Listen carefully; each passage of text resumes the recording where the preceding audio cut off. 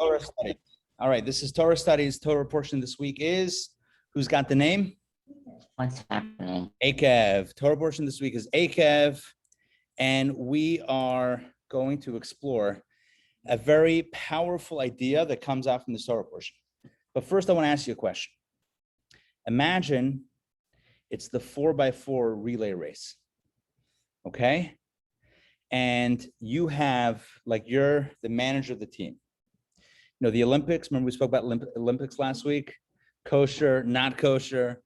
Yeah, was that last week? I think so. All right, not going to get into that conversation this week. However, here's the core question. Imagine you have the top runner on your team.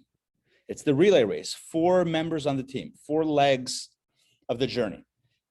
The fastest runner, where do you put them? First, second, third, or fourth? Are you with me on the question? First, second, third, or fourth? Raise a hand with the finger corresponding to the placement that you're the manager of the team, strategizing for victory. Where do you put your fastest runner? Go. I'm watching, I'm looking live, okay? I see, okay, good. I'm not gonna tell you what I see. Let me look here on the screen. Hold on, let me see. Looking around. I see lots of 4s. I see 1. Okay, Katerina's got 1. I see 4s. I think here we had all 4s. 3. You had 3, okay. Interesting. 3. I like that. A little outside of the box thinking. Okay, good. All right. All right, 1 second. Tell me why you were thinking 3. Well, I'm going to repeat this. He or she would be critical if they could move a little further into it. It'll seal the deal. Okay. All right, good. So Bert says the reason why he would choose the 3rd position for the fastest runner is build your lead, and then you're done. It's a cakewalk. All right. For those of you, Katerina, you said 1. Tell me why you said 1. You want to jump in? Why 1? Because he's the fastest and everybody else will try to catch up, will be more motivated. Good. So you want to get off to a good start. Good. We had so many 4s. Somebody jump in. Why 4? We'll do it again online. Somebody from online, tell me why 4. Why do you think? If you're behind a little bit, your fastest runner may get victory for you. If you're ahead a little bit, he'll make sure that you stay ahead. Seal the deal. Okay, good. All right. I see. Look, so I think, notwithstanding the number 3 that we had, and maybe there were more that I couldn't see online, but I think that mostly people would either choose 1 or 4. Why? Typically 1 or 4. Why 1 or 4? 1 is to get off to a great start, right? With your fastest runner going first, you kind of set the tone. As Katerina said, you set the tone for the race. You kind of set the pace, which is going to be super fast.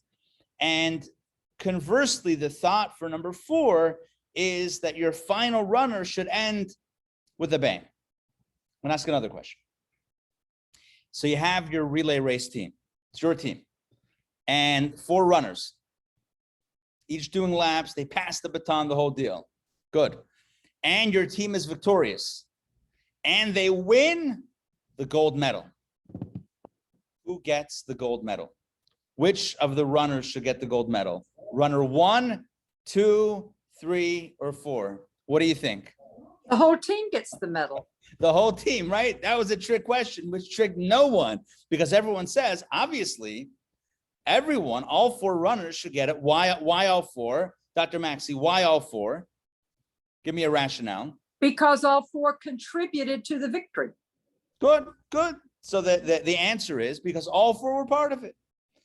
So friends, tonight, we're going to explore this from a Jewish perspective, from a halachic perspective, from a Jewish legal perspective, from a perspective of hashkafa, of Jewish, how do you translate hashkafa? Hashkafa, a Jewish outlook, a perspective, a Jewish Vision. Philosophy. Vision. What is it? Vision. Right? A Jewish perspective, a Jewish vision on life itself. And we're going to see how Judaism deals with the question of who gets the credit, the first one or the last one or everyone. How does that work out? And we're going to find some perspective on this from a very unlikely source, from a verse that we could read 1,000 times, 10,000 times, 100,000 times, and never notice this nuance. But tonight, we're going to notice the nuance. And the verse is in this week's Torah portion, which is Eikev. Eikev, as the third portion in the book of Devar, in the book of Deuteronomy, Eikev continues Moses' final message to the Jewish people. As we know, the book of Deuteronomy, the context of the book of Devarim, the book of Deuteronomy is they're at the border of Israel. They haven't gone in yet. Moses knows that he will not cross that border. His destiny is to pass away on the other side of the Yarden, the other side of the Jordan. And Joshua, his successor, is going to be leading them into Israel. And so all he wants to do in the last 37 days of his life is give over every ounce of inspiration and information that's critical for them to know, for the people to know, trying to convey as much as he can before his time is up. He loves the people and he wants to make sure that they have everything they need to carry on the Jewish legacy into the next generation. I'm going to show, we're going to begin with text number 1 on page 72. For those of you here in person, you have the booklets. For those of you online, I'm going to put it up on the screen and let's get rocking and rolling. Okay, here we go. Text 1, chapter 8 of Deuteronomy, text number 1. Let's do this. Let's ask some people online to read because the people, so the in-person crowd reading, you guys, the online can't hear, but the online crowd reading, I believe the in-person crowd can hear. So let's try it. Makes sense. Let's see if it works. I have my volume tweaked loud. Dr. Maxley, please read text number 1. Let's see if this works. Observe and fulfill all the mitzvot that I commanded you on this day, so that you may live, multiply, and arrive in Israel, where you will possess the land that God swore to your forefathers. Beautiful. Thank you.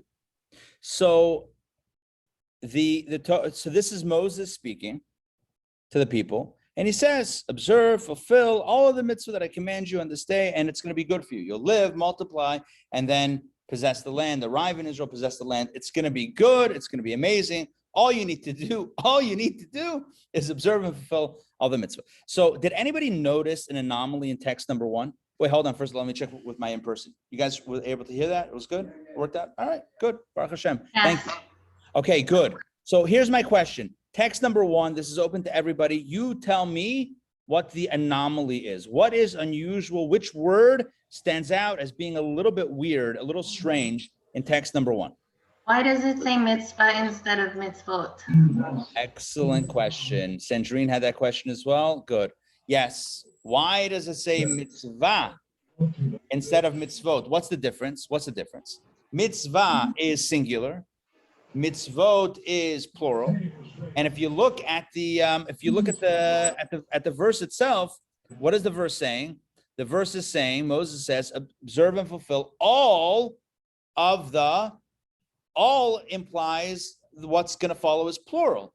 All of the mitzvah. Imagine somebody would say, imagine a mother would walk into a room and see the children that have been playing a board game, they've been playing Monopoly, and it's a mess on the floor. Not necessarily speaking from any at all experience in my life or house. No, not at all. Just completely objective, theoretically, right? So the mother or father would come into the room and they would say, pick up all, and there are pieces to the game. And imagine the parent would say, pick up all the piece of the game. All of the piece of the game? Pieces, plural, grammar, right?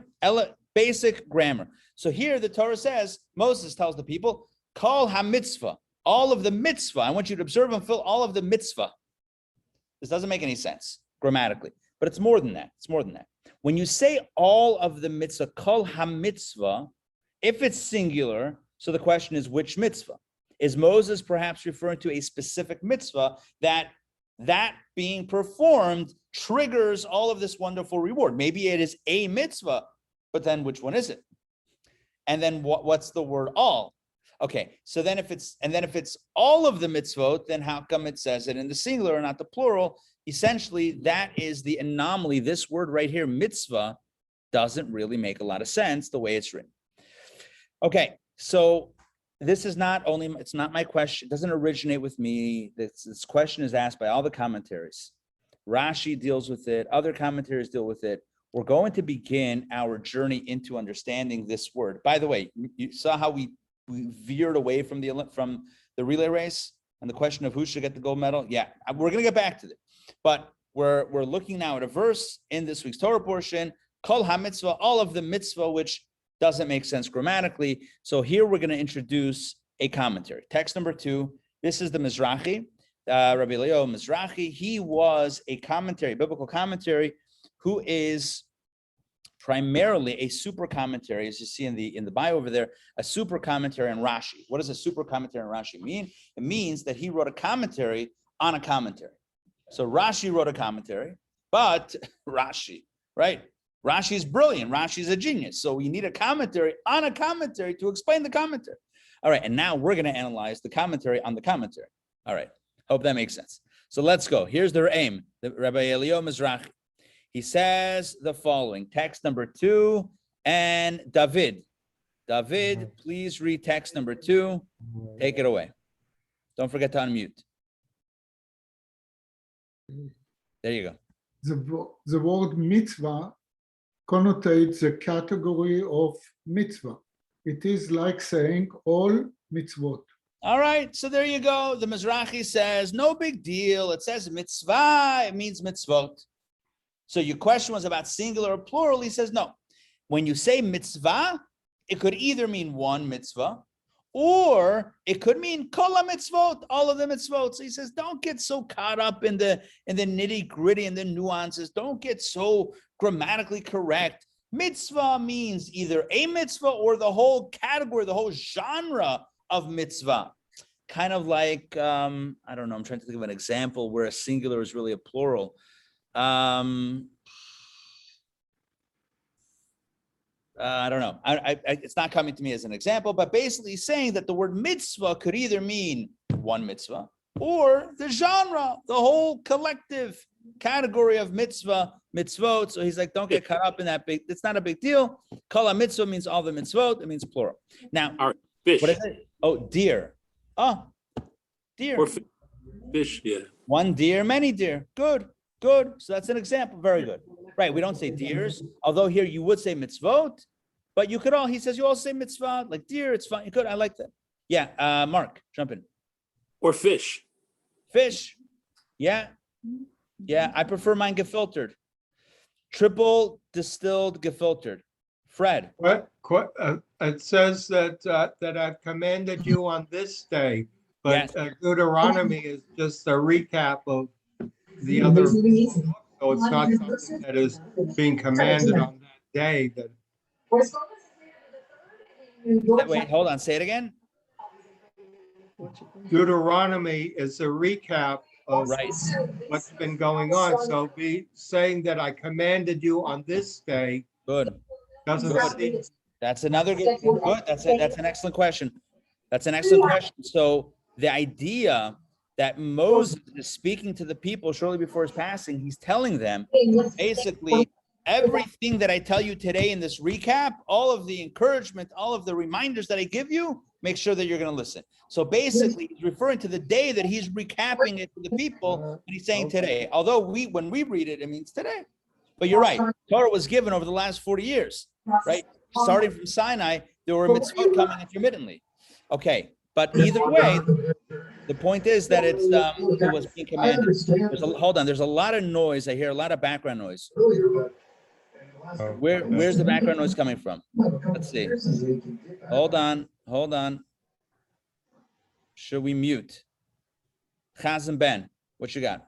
So it's all the kol ha-mitzvah refers to mitzvot that have been observed and mitzvot that have not yet been observed.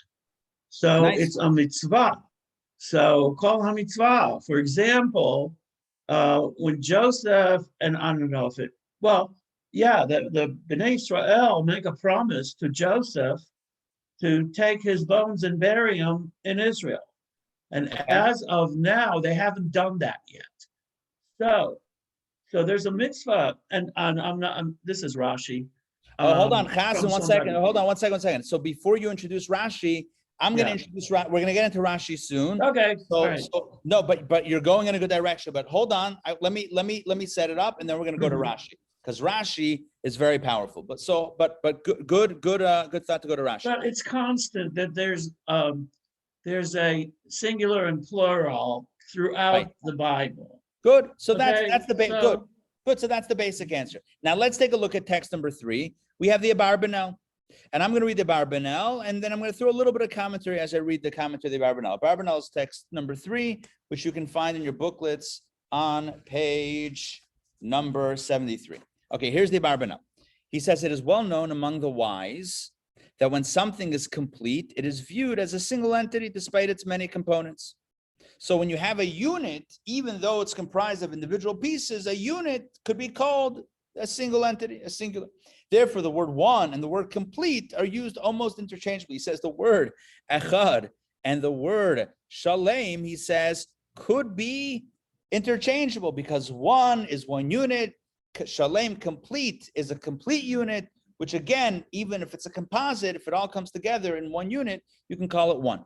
This applies to God's Torah back inside. This applies to God's Torah as well. Mitzvot in the aggregate are one complete concept. That's what he's, look at this line. Mitzvot in the aggregate, if you take all the mitzvot together, they form one, there's one concept or one organism, if you will. Accordingly, our master Moses sometimes referred to, like Chazan Ben just said, sometimes referred to the commandments as mitzvot in the plural, for there are many, and sometimes in the singular, for they are as singular and unified as he who commanded them. So beautiful, Abarbanel says, sometimes you can call the 613 mitzvot, or you can call them mitzvah, because they comprise one will of God with different components, but it's one collective will of God. Okay, this is beautiful. These are wonderful answers. We're still left with a little bit of a problem. And the little bit of problem that we have is, notwithstanding the fact that we can call all mitzvot one mitzvah, one unit, Moses was speaking to the people and they didn't have the opportunity to do all the mitzvot. They weren't, let me try a different angle here. When can we, according to the Abarbanel, when can you call all mitzvot mitzvah? It's when they're all unified as one. But they weren't. The mitzvot were not all unified as one then. Why not? They weren't in the land yet. They didn't have an obligation for all of the mitzvot as one. They were partially obligated. But how could you, excellent, Doreen, how could you have called it mitzvah like it's one single holistic unit if essentially it wasn't possible for that to have been fulfilled? And furthermore, let me just add on to that point. It's not even once they step over the border, they'll have all the mitzvot. Some of the mitzvot, many mitzvot did not kick in, their obligation not kick in until 14 years after they got into the land. Why 14 years? Because it took them 7 years to fight the wars and 7 years to settle the land. So it was a 14-year process by which they finally settled into the land. For example, Bikurim, the mitzvah of the first fruits. So the Torah says, you're a farmer in the land of Israel, the first fruits that you get, you should give it to the Kohen. Bring it in a basket. You bring it in a basket to the temple, and you say a declaration, Arami Ovid Avi, the Aramean tried to destroy my forefather, my father, my predecessor. You go through the whole parasha, the whole story of Jewish history, and God brought me to this land, and look, here are the fruits. Thank you, Hashem. Let me give it back. Let me donate it to the temple and to the Kohen and give it to you, God, as an act of gratitude for this land. Beautiful, wonderful mitzvah. Mitzvah did not kick in. The mitzvah was not obligatory until 14 years after they stepped foot in the land. So how can you say mitzvah? Now you might say, okay, well, Moses is talking about ultimately the whole body of Torah mitzvot that at some point would all be active and would all be obligatory. Okay, but they weren't there yet. And how could Moses at this point say all of the mitzvah that I'm commanding you today? You could say, well, he's commanding them about mitzvot that they can't yet fulfill. Okay, but it's still a little bit, it still seems a little bit disjointed. Because of these questions and other questions, Rashi, and here we get to what Chazan Ben mentioned before, Rashi gives a second interpretation. And this is the interpretation that we're going to focus on today's class. It's going to get back to the relay race, and it's going to reveal an unbelievable lesson for our lives. Rashi has, in a second explanation, a completely out-of-the-box understanding of the phrase Kol HaMitzvah, all of the mitzvah. He says it's not referring to a single mitzvah in particular. It's not referring to all of the mitzvot.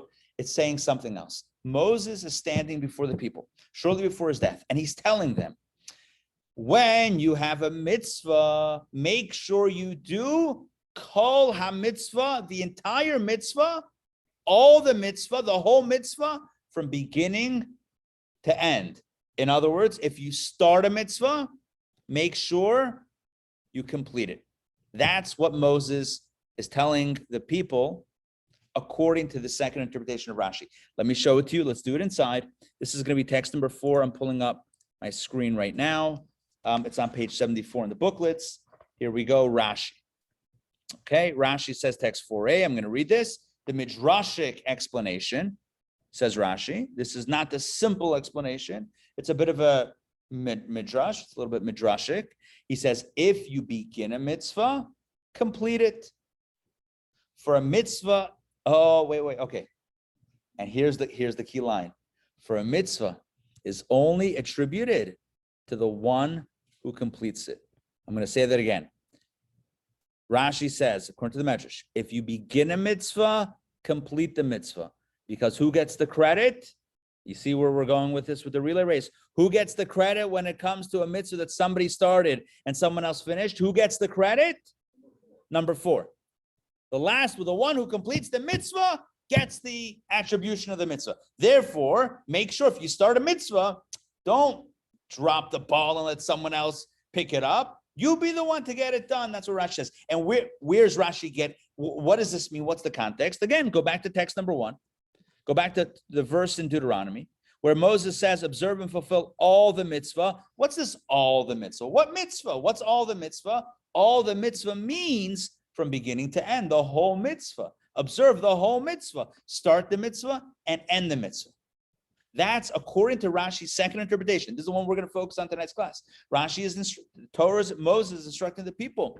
When you start a mitzvah, finish it, do the whole thing. Don't do half a mitzvah. Don't do 2/3 of a mitzvah. Don't even do 3/4 of a mitzvah. If you start a mitzvah, Kol HaMitzvah, all the mitzvah. Get it done. Doreen.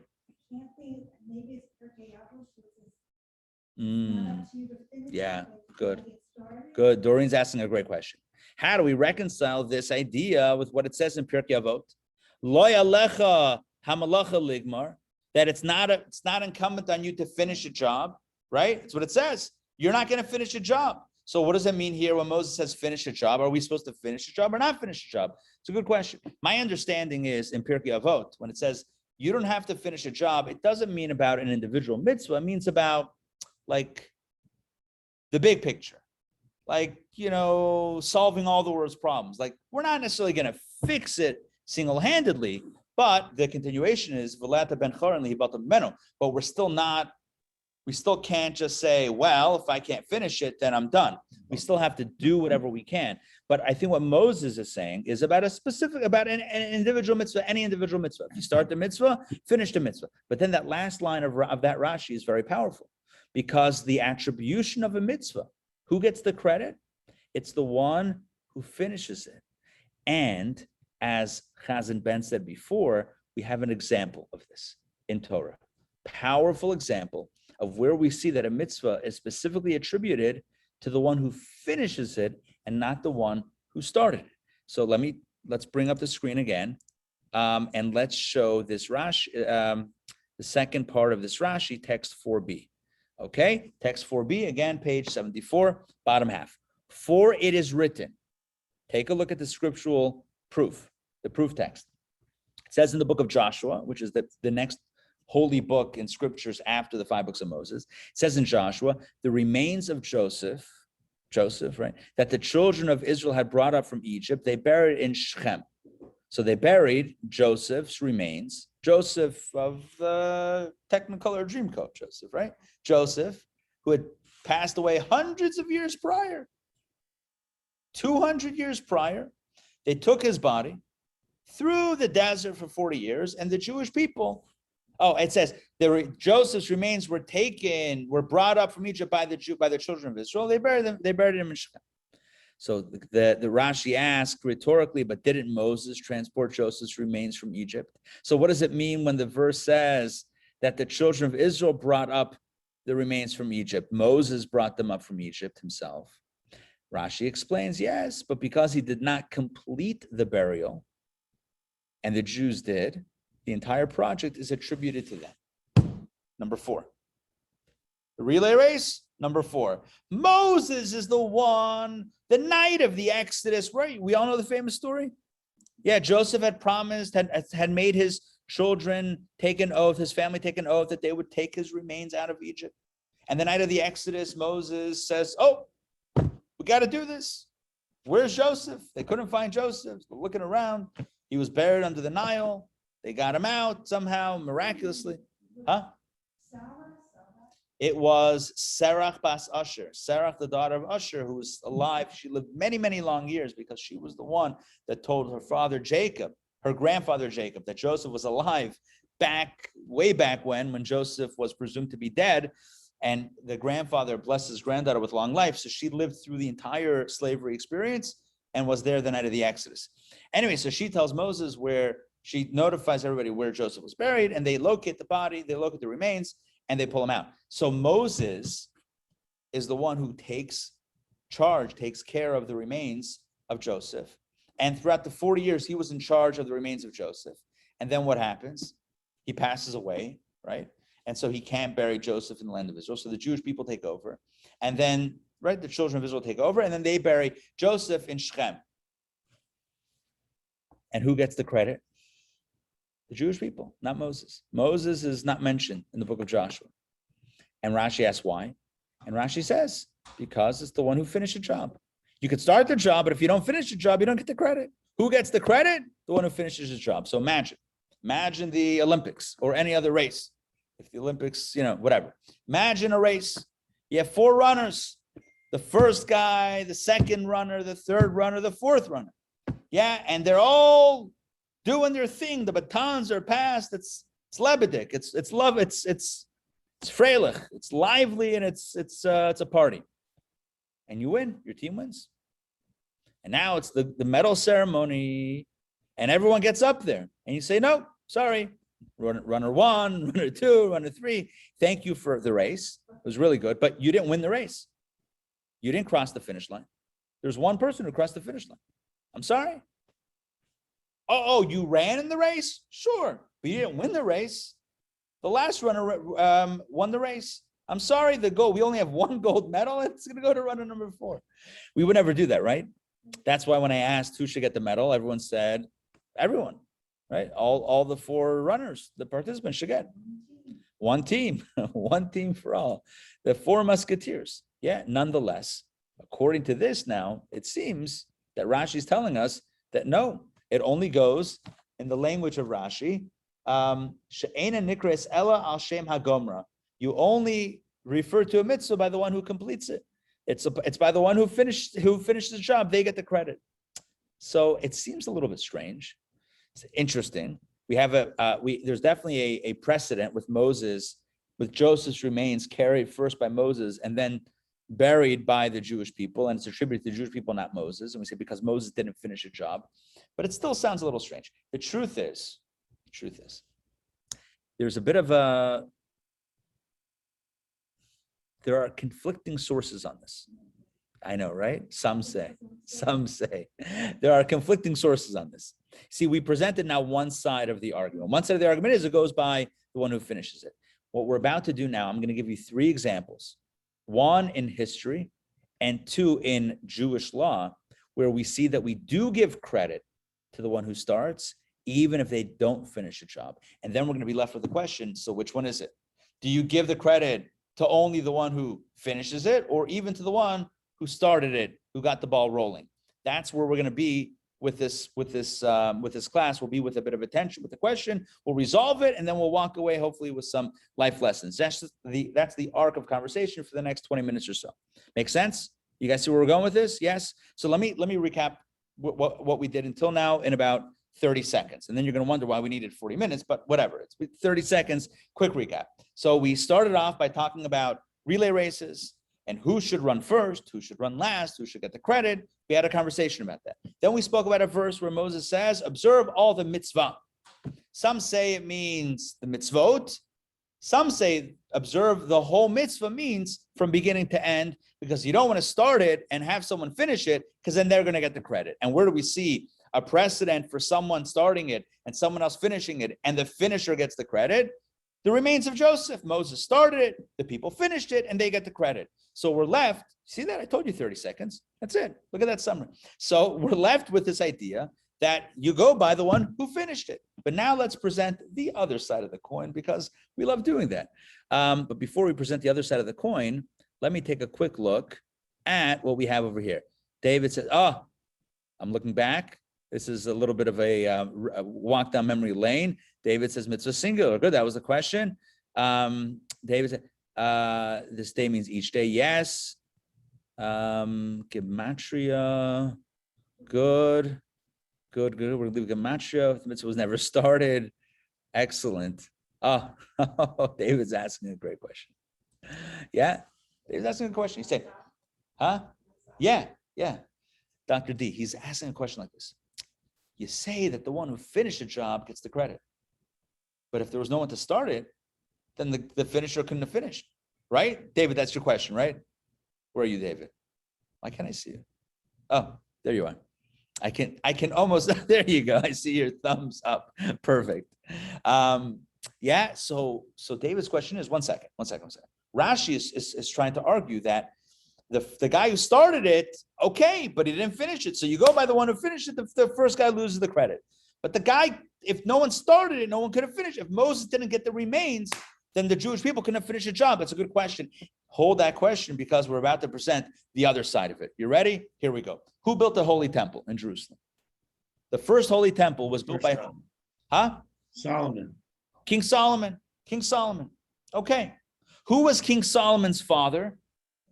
David. King David. Good, excellent. Does King David get any credit in building the temple? No. No or yes? We have a Not mixed really. Okay, let's take a look at some sources. And let's see. So text number 5.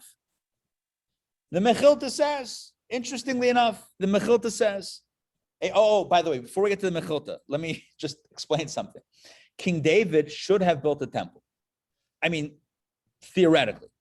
But when he wanted to build a temple, he asked God, he conversed with God, let's do this. God said, you have too much blood on your hands. Too much blood on your hands, even though it was important and necessary for Jewish protection to fight all these wars, and David was a general back in the day. Bottom line is, the temple was a place of peace, and it's not right that a person who had such a violent, even if it's justified, such a violent life, he took lives, doesn't make sense. It's not right that person should build a temple. So what did he do instead?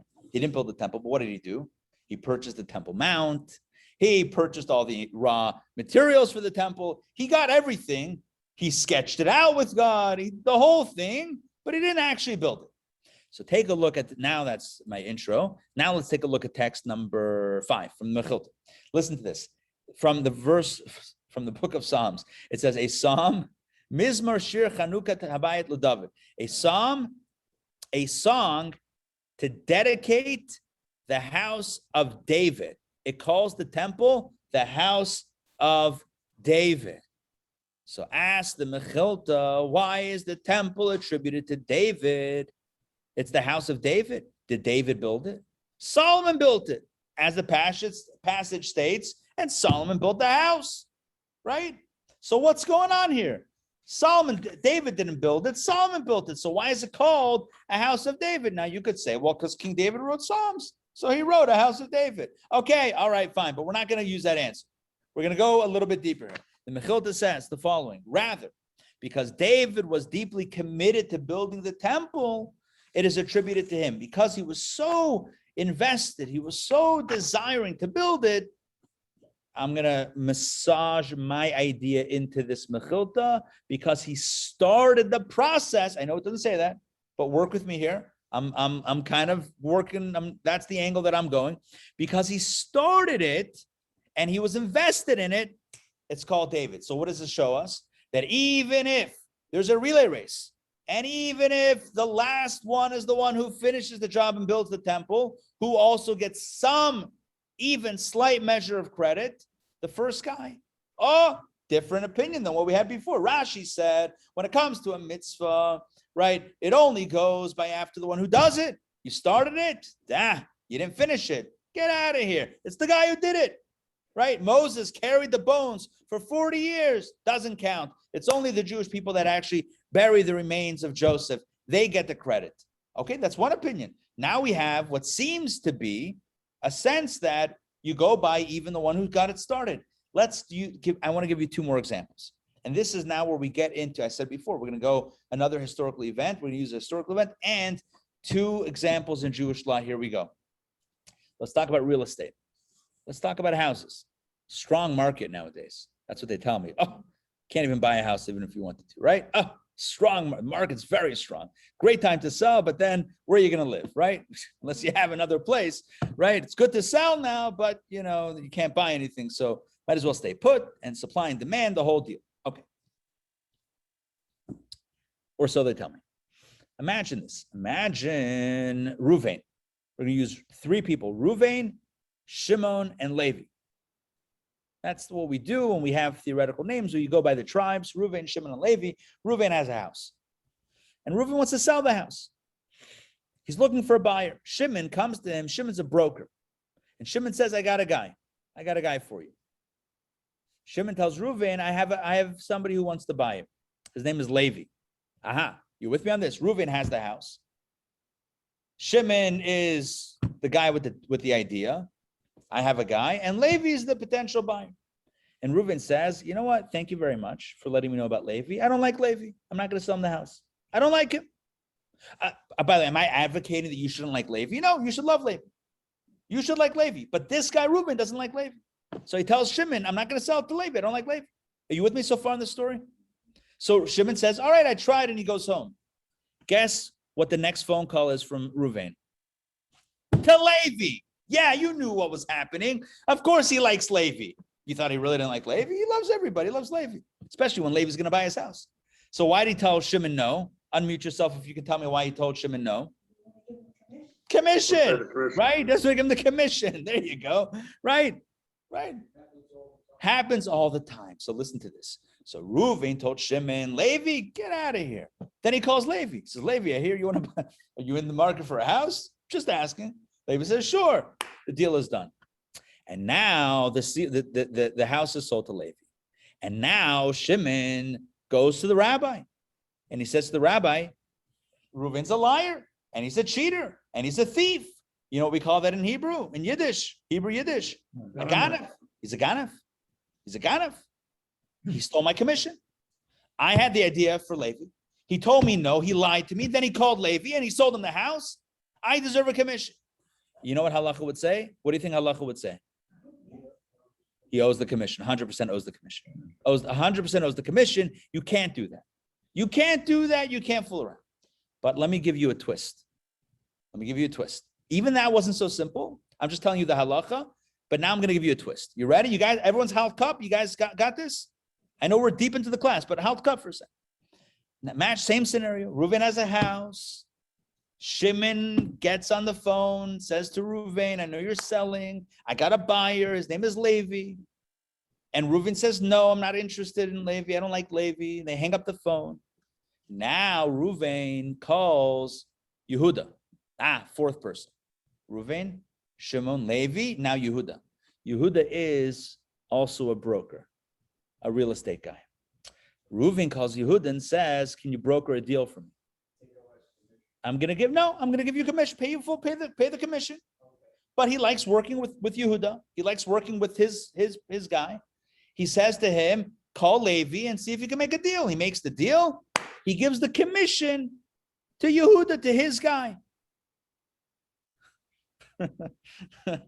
Okay, so yeah, you with me on this? So the first scenario was he cut out the broker altogether. The second case, he didn't cut. I mean, he cut out the original broker, but he ultimately paid a broker. He paid a guy to get his thing. He paid a guy the commission. You with me? Yes. Now Shimon comes to the rabbi, to the court, to the Bet Din, to the Jewish court, and says, it was my idea. He took my idea, gave it to another agent, gave it to another broker, gave it to another real estate agent, and I want a commission. Still not right. He didn't save all the commission. Sorry, he didn't circumvent, right? All commission. He paid a commission, but I want my cut. I brought up the idea. So what's halacha on this one? Do you pay? He already paid his commission. Was it 3%? How much? What do agents get? 3%? 5%? Depends. Okay, fine. Whatever. Okay, let's just use a round number, 5%. So he already paid 5%. But now the other guy, the original broker, says you should pay me. So what do? What's halacha on this? Let me share with you the text. Let's look at inside. These questions have come up over the centuries, over the millennia. These are questions that are very well discussed in Jewish law. Let me give you the bottom line. Okay, here's the bottom line. Text number 6. Okay, text. Oh, by the way, who is this? The Ramah, Rabbi Moshe Sollish, Shulchan Aruch, Code of Jewish Law, right here. Reuven. I even gave you the same names. Reuven had a house to sell, and Shimon, an agent, proposed to sell it to Levi. Reuven replied that he doesn't get along with Levi and he doesn't want to sell it. So if Reuven then sold the house to Levi through a different agent, who I called Yehuda, Reuven, listen to this. What's the halacha? Look at it right here, black and white. Reuven must pay Shimon a commission. He already paid a commission to Yehuda. Pay another commission. You with me on this? You cut out the first guy. You went with another guy. You got to pay the first guy. Why? The implication here is because he was the one that first brought up the idea of Levi. Okay. Now, you might be scratching your head and saying, what is this? I can't choose my own agent? I have to go with the first guy? What if I don't like the agent? I have to go with the first guy? Okay, it's a good question. But just before we question it, let's just take a second to absorb it. We're absorbing it. We're absorbing the information before we question it. And we're saying, okay, so here's what's happening. There was one agent that suggested it. You told the agent a lie. You said you don't like Levi. It wasn't really about that. You just took the idea, gave it to another agent. That other agent made the deal. Halacha says it's not right. You messed over the first guy. You took away his commission. You got to pay a commission to the first guy. Now, how much commission? Text number 7. The Noid, the Yehuda. I love learning halacha with you guys. I love how sweet is this on a Wednesday night to be able to learn Noid the Yehuda with you together. Text number 7. It's like it's Gan Eden. This is paradise. What we're doing right now. The I'm sorry to interrupt you, but I had the honor of serving with the Noida Yehuda's descendant. Nice. And he told me a personal story. So hold on. Wait. So the story is really quick. No. Hold on, Chazan. We mamash have to blitz through this. Right after the class, we're gonna do the story. That's gonna be the okay. All right. That's the dessert after the class. Okay. So take a look at text number 7. The Noida Yehuda says, in my humble opinion, right, near Lafianias Daiti, according to my humble opinion, Rabbi Moshe Isserles, the Ramah, was referring to a percentage of the commission, not the whole commission, for the first guy. For certainly the second agent also has a claim to the commission. Therefore, they're each entitled to a portion. So just to clarify, you give the second agent, Yehuda, you give him the commission, but the first guy says, but I brought up the deal. I was the first one that brought up the deal. Halacha would say you have to pay him a commission, not the full 5%, maybe 1%, 2%, whatever that is, you'll figure it out with the Rav, but you can't just cut him out. It was his idea. He needs to get some credit. Now, I need to tell you another situation that is similar. What about shadchanis? You know what shadchanis is? Shadchanis. You know what a shadchan is? A shidduch. Let's start with words here. A shidduch means a match. A match. Matchmaker, matchmaker, make me a match. Find me a find, catch me a catch. Shidduch is a match. A shadchan is a matchmaker. Shadchanut, shadchanis. I don't know. It's saying in shadchanut. No other way to say it. Shadchanis. Shadchanis means the gelt that you give, the money that you give to the matchmaker. This is a very special thing. In fact, breaking news. I don't think anyone here knows this. There's no way that you would know this unless you have my phones tapped, which is also possible at any point in time. I was approached by Kahat Publication Society, the Chabad publisher up in Brooklyn, to write a book on the idea of shadchanis, on a shadchan. There's an incredible discourse from the Alter Rebbe, from the founder of Chabad, about the role of a shadchan and about how a shidduch, the punchline is, a shidduch has to come through deception. Why? Because it's such a holy light. I know I'm giving away too much right now. It's too much too fast. But such holy light for a shidduch to be brought into the world, it has to be smuggled in very, shall we say, devious means. So that's why a shadchan is allowed to say things that aren't, whatever, you'll figure it out. It's a perfect match. Really? Sure. Maybe. Anyway, but back to the story. There's a surreptitiously. Now, so there's an age-old custom that almost is halacha. A shadchan, you got to pay. You got to give shadchanas gelt. You got to give money for the shadchan. Someone makes a shidduch, someone suggested, the boy, the girl, the match, puts it together. You got to give money. It's a skula. I cannot tell you how many stories there were about people that had challenges, whatever, and they go to the rabbi, to the mystic, and the mystic says, did you pay the shadchan? No, make sure you pay the shadchan. You don't mess around with that stuff. Getting back to the story. What happens if one person suggests something and it doesn't go anywhere, and then another person suggests it, and it hits the same match? So who do you give shadchanas gelt to? Are you with me? It's the same question with the real estate. Who do you give the shadchanas gelt? Who do you give the money to? The first one who suggested the match and it didn't go anywhere, or the second one that followed through? And sometimes you can have 3 or 4 shadchanim involved, and maybe they all suggested the same name. So who do you give? You know what the answer is? You give them all. You give them all. That's the age-old custom and tradition. You give all the shadchanim that bring it up, you give them a little piece. Maybe the last one that saw it through, that was hand-holding, so to speak, to the shidduch to make sure it happened, or to help it happen. Maybe that the last shadchan you give the bulk, but you give something to everybody. So back to the story. So we have now another example of where you give the one who started it, even though they didn't finish it.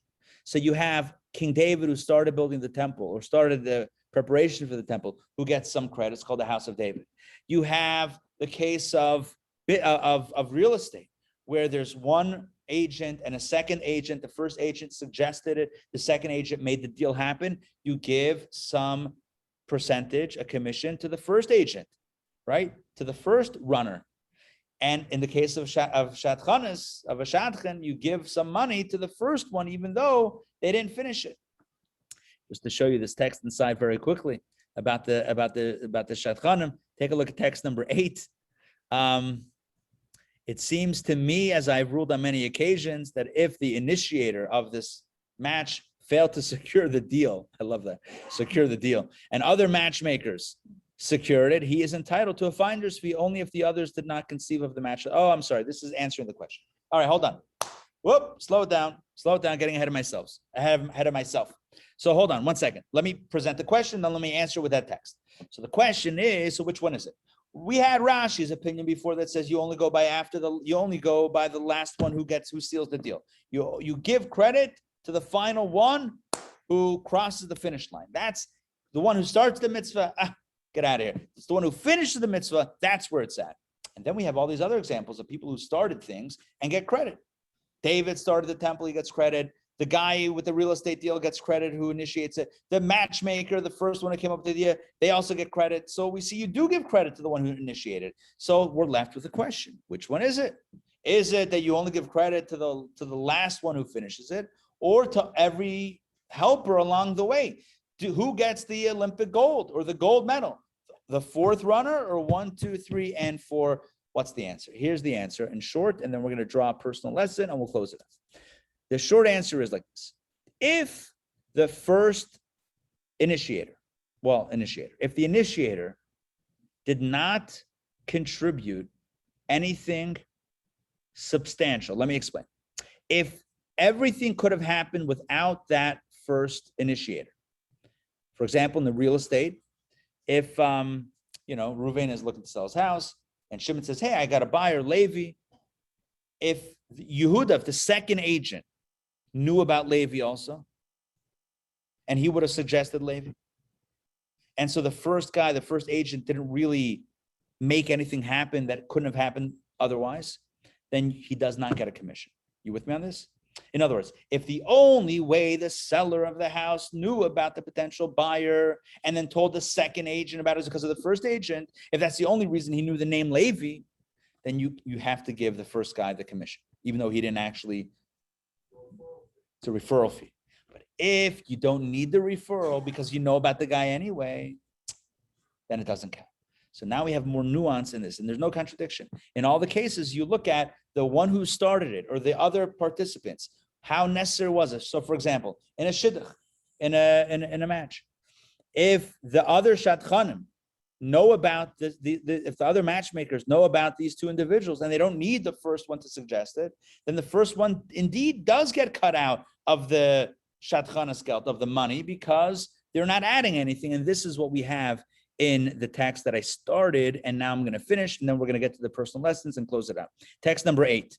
It seems to me, as I've ruled on many occasions, says Rabbi Yaakov Poppers, that if the initiator failed to secure the deal and other matchmakers secured it, he is entitled to a finder's fee only if, here we go, the others did not conceive of the match on their own. In other words, if others are carrying the first guy's idea to the finish line, you're carrying that guy's idea, he gets a cut. But if they had their own idea, they didn't need that guy's, they had their own idea, then there's no fee. In that case, because the initiator contributed the idea, if that's where it did come from, then he is entitled to a fee in accordance with local custom, though he failed to complete the deal. However, if the subsequent matchmakers thought of the match on their own and were unaware that the first matchmaker had thought of it previously, the first matchmaker did not contribute anything to the match. Had they not come along, his initiative would have been forgotten. Therefore, I see no reason for him to collect the fee. If the other shadchanim said, hey, we have a great idea, and you're the parent of the child, you're like, oh, some other guy had that idea, but he just said the idea and then walked away. And now another shadchan has the idea, and they run with it and they put it together. You don't have to go back to the first guy, Yankel Shmerel, the first guy, the first matchmaker, because he didn't finish it. He just had an idea, but it did. So the litmus test is like this: could the finishers or the finisher, could they have done it without the initiator? If the answer is yes, then the initiator doesn't do anything. If the answer is no, then the initiator is important. Going back to the relay race, and this was mentioned before in the comments, I think David mentioned it. Can runner number 4 cross the finish line without runners 1, 2, and 3? And the answer is no, right? You had to pick up on the momentum of or after the ground was covered by the first runners. Therefore, it's material to the victory, and therefore they get the credit. What about Moses and Joshua? How come Moses got cut out of the credit of carrying Joshua's bones? The answer is because Moses didn't have to carry Joshua's bones. The people would have carried Joshua's bones. They only gave it to Moses because he was Moses, right? As the Talmud says, which I'll share with you a text right now.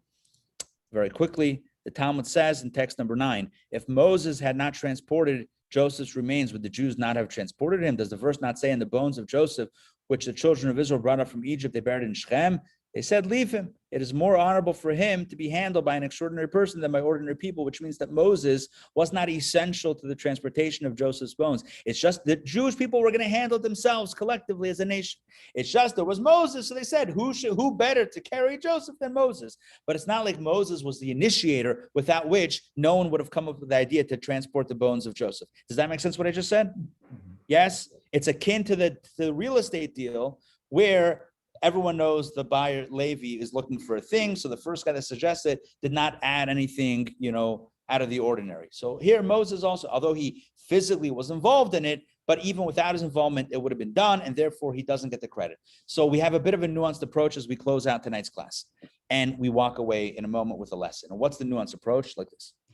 When it comes to a mitzvah, here's two lessons, maybe 3 lessons, I'm not sure yet. When it comes to a mitzvah, we'll see. When it comes to a mitzvah, what's the message? Start the mitzvah and finish it.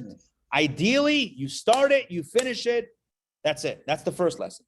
Second lesson, if you start it and you don't finish it and someone else finishes it, yeah, you might get the credit. You might not get the credit. It depends on how much they picked up, how much they needed your participation. But either way, they're for sure going to get the credit. So therefore, revert back to rule number 1, finish the job, right? Don't risk getting cut out of the commission. Not like we do a mitzvah for the commission, by the way. We do a mitzvah because it's the right thing. But if it's the right thing, then do it, right? And Doreen said, but we don't finish a job. Okay, but this little piece of the job we should finish, right? We may not be able to finish single-handedly the whole job, but this piece of the job that we started, we should finish it.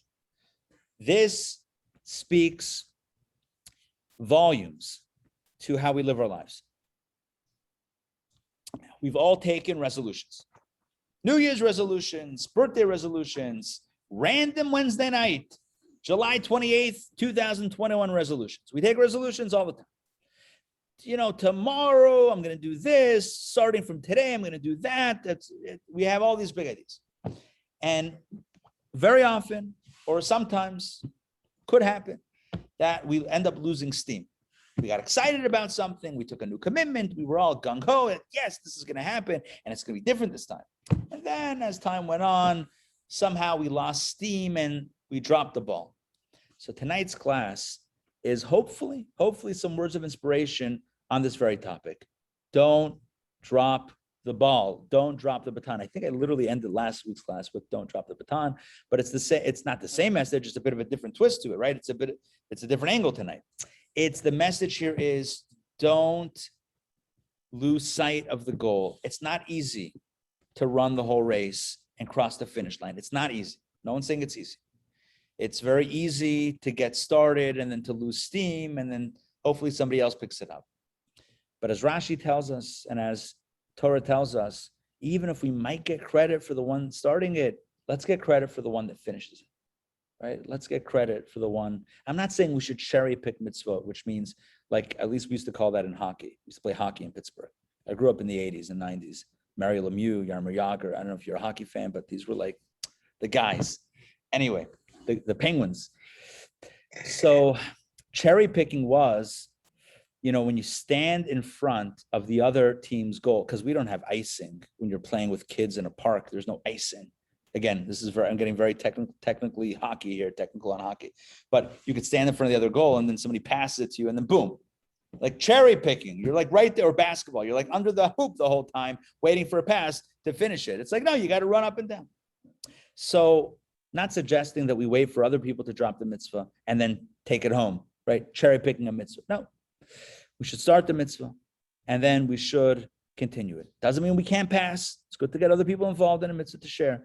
But sometimes there are mitzvot that we're the most well suited to finish the job because we started it. So I'll give you an example that the Rabbi gives. Imagine like a social mitzvah. When I say social mitzvah, let me explain. Like caring for an elderly neighbor, somebody in need in the community. So you develop a relationship with them. You know, you have a sprach, you have a relationship, you have a rapport, is it the word? Rapport with them. So you call them and you shop for them and you bring them food and you cook. That's a whole thing. So to tell the person, you know what, someone else is going to start doing it. It's not the same thing. Why? Because they're used to you and it's been going in a certain direction. And so this is an example that the Rebbe gives where it's important that the person that started it should finish it. Yeah, sometimes it could be that it's seamless transition between one and another in the same mitzvah. But we're encouraged to not necessarily, drop out, tap out when it comes to a mitzvah, but rather see it through to the end and finish it. And finally, so Doreen's asking a practical question. What happens if physically we can't finish the responsibility? Yeah, obviously, if you can't do it, you can't do it. But as the Rebbe says, it's in one of the texts here. The Rebbe says sometimes you make a cheshbon, you make a calculation. I can't do it. But how do you know that your calculation is a liba de emes, is really true. I'll show you, you know what, if you mentioned it, let me show you that text. It's a powerful text. The Rebbe says in text 11, take a look in the booklets, page 79, text 11. Self-love and the desire to choose an easier task can sometimes blind us into assuming that the Torah requires us to retire from our current obligations. You see that? A person might say, Torah, I can't do it. And now that Torah would tell me to drop it because I have too much. But how do we know that that's real and not self-love and the desire to get out of something difficult? If we examine and re-examine carefully and objectively, these assumptions might be proven wrong. The Rebbe says, be very careful before we just drop a good deed saying, I can't do it. I can't tell you whether you can or I can, no one is to tell anyone else what they can or cannot do. It's up to us. But the Rebbe says, just FYI, be careful when you make that decision. Like, you know what? I can't do it anymore, and I'm justified in not being able to do it anymore. Just be like super duper careful and just check in maybe a few times to make sure that that's really true and not an excuse to get out of something difficult. Again, this is not a criticism. This is just a perspective that you asked, and the Rebbe literally addresses in this text. I want to conclude with the final message that the Rebbe shares in this talk, and that is Mashiach. Right, Mashiach. It's been a while. We've been waiting for Mashiach for a while. We've been in exile for now 1950 years plus. So Mashiach, we all want Mashiach. We daven for Mashiach, even if we don't think we want Mashiach. Everyone wants Mashiach. Mashiach is a better world. There's no one that doesn't want that. Everyone wants Mashiach. So the question is, do we say, look, who are we to bring it? It'll happen when it happens, and that's it. The best we could do is what we could do. That's one approach. That's the approach of passing the baton. The Rebbe says we have to be much more dedicated than that. Our perspective should be, it's up to us to cross the finish line. It's up to us. Unlike what it says in Pirkei Avot, Lo alecha amlacha ligmar, it's not upon you to finish a job. The Rebbe said it is upon us to finish a job. And I want to end with this text, and this will be the last one. I think I said I'm going to end with the text probably 3 or 4 times, but don't hold it against me. This is it. Here we go. Text 12a. Although Jews in previous generations were more spiritual and more observant in Torah and Mitzvot than our generation, nevertheless, the mitzvah is attributed to the one who completes it. The redemption will come in the merit of mitzvot performed by Jews in this generation, who will complete and conclude the task on the eve of Mashiach. This should indeed, it does encourage each of us to increase our observance of Torah and Mitzvot, thereby hastening our redemption by the righteous Redeemer. And it is quite possible that after a lengthy period on the job, the Rebbe says in 12b, we can grow lax. We might figure that it is time to hand the reins to another, and we will offer aid and counsel. We'll be consultants. In these moments, remember the Torah's instructions. If you began a mitzvah, complete it. Since you began the work of spreading the wellsprings of Torah and Chassidus, it is your obligation and privilege to continue and to complete the task. And when we resolve firmly and truly to continue the task of disseminating the Torah in general, Chassidus in particular, God will aid and empower us to overcome our difficulties. Together with all Jews, we will conclude the task and usher in our righteous Redeemer, verily and speedily in our times. And let us say, Amen. So what's the final message? Individually, we have many mitzvot that we're doing. Let's not stop. Let's keep on doing them and complete our tasks. And our good resolutions, we should see them through and be encouraged to see them through. And on a larger level, it's up to us to bring Mashiach right now. Yes, the other ones ran a great race, but it's up to us to cross the finish line. And let us not say, well, I was passed the baton, I can pass it to someone else. No. If we started it, let's finish it. Let's bring Mashiach now. All right, thank you for joining me tonight at Torah Studies. I hope you enjoyed it. I personally, you can probably tell, I personally love tonight's class because we had, biblical analysis, multiple commentaries. We spoke about sports a few times. We had some questions in Jewish law. We had real estate. We had shadchanis, scout. It's flying. We had a Noida B'Yehuda that we're talking about, and we're going to hear a story soon about that. And a message, a powerful message about the idea of perseverance. Really, grit and perseverance to see things through. May we all have the grit and perseverance to finish a job. All right, let's hear the story. Chazan Ben, take it away, and then we'll open up the questions. So I'll be real quick. I had the honor and great privilege of serving with Rabbi Saul Landau. I don't know if the explanation of the Noda B'Yehuda, his last name was Landau, and he lived in Germany the same time as Moses Mendelssohn. And there's a story of their meeting. And so Noda Yehuda means known among the Jews, or known in Judah or Judea, right? And Noda means known or well known. And so Moses Mendelssohn says to Rabbi Landau, to the Noda Yehuda, he says, "You are the Noda Yehuda, known amongst the Jews." He says, "And I am Noda Bagoyim. I am well known among all the non-Jews." So that's the story. Rabbi Landau, it's a funny story that the rabbi would say that about himself. But what's interesting is the Noda Yehuda, there's so many stories, many stories about him. He was a genius, a righteous man, and a tremendous leader. I'm trying to remember some stories that I've heard. It's not coming to me right now, but just amazing stories. He was a special guy, but halachically also a Jewish legal expert, and his responses are still studied to this day.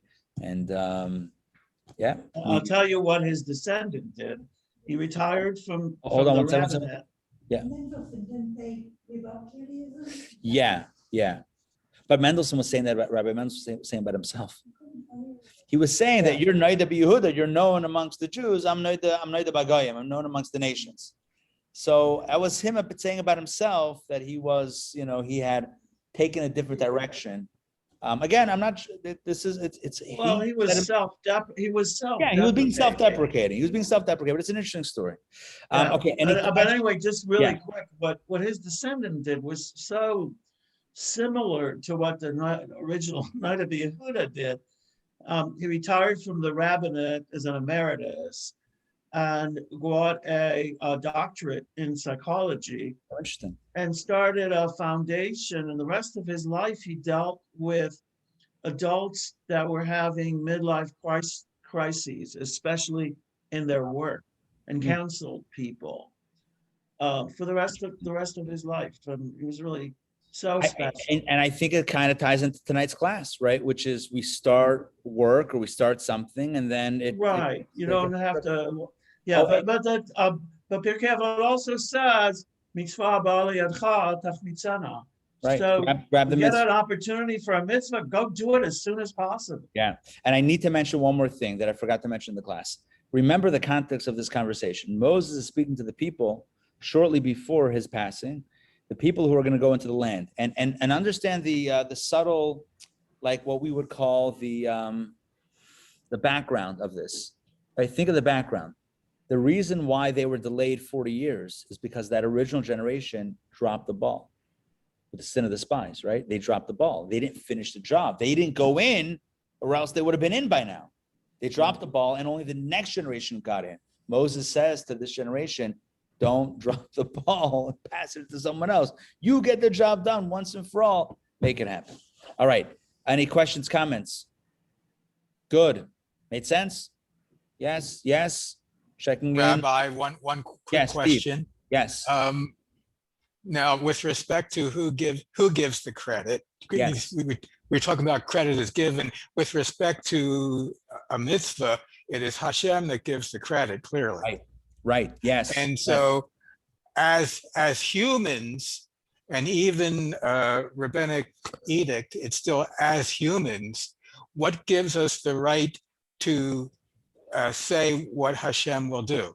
Good. Excellent question. Yes, I admit it's oral Torah. Yeah. And so we could say that it was handed down by Moses, but is there a different answer to that, to my question? I like your question. In other words, your question is pleasure mark. Your question is, who are we to say who this one gets it, that one gets it? It's a good question. I don't know. If somebody asked me, I would say, I don't know. What we did tonight is explore what the great rabbi said. How did they know? I think that's your question. They had their sources. They had their ways of knowing. I don't know.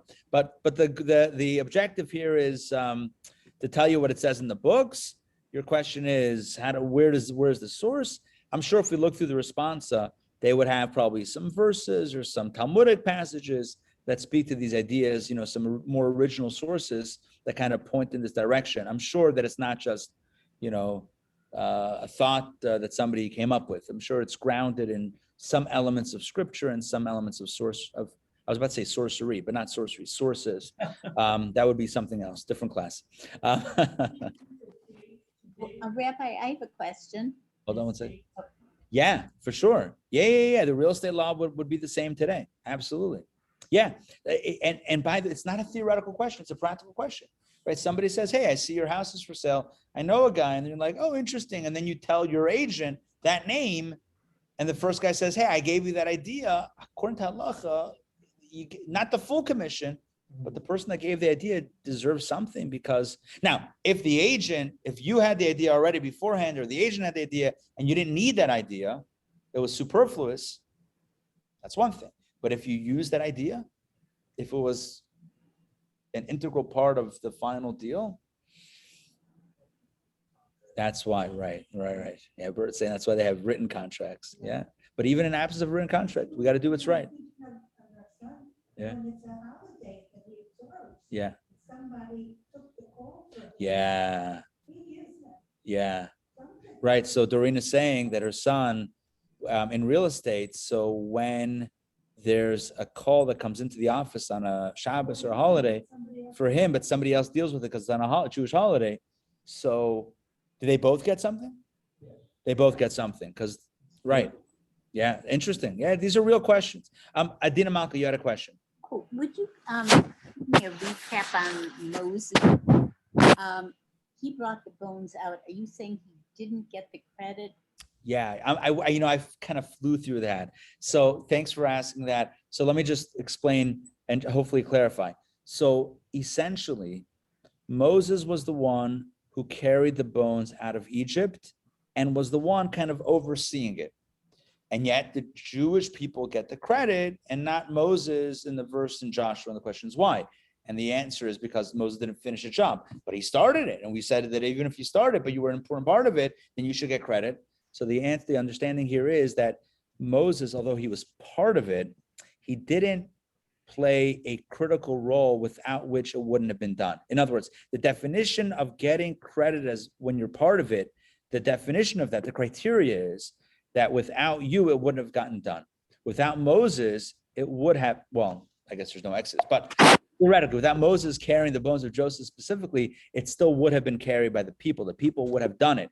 They actually were considering doing it themselves, but then when they saw Moses, they said, well, which one of us is greater than Moses? Let's let Moses carry it, because that will be the greatest honor for Joseph to have Moses carry it. But it's not like without Moses, it wouldn't have been done. Whereas, so in that case, when it's not an integral part, yes, he carried the bones initially, but it could have happened without him. It didn't need him to happen.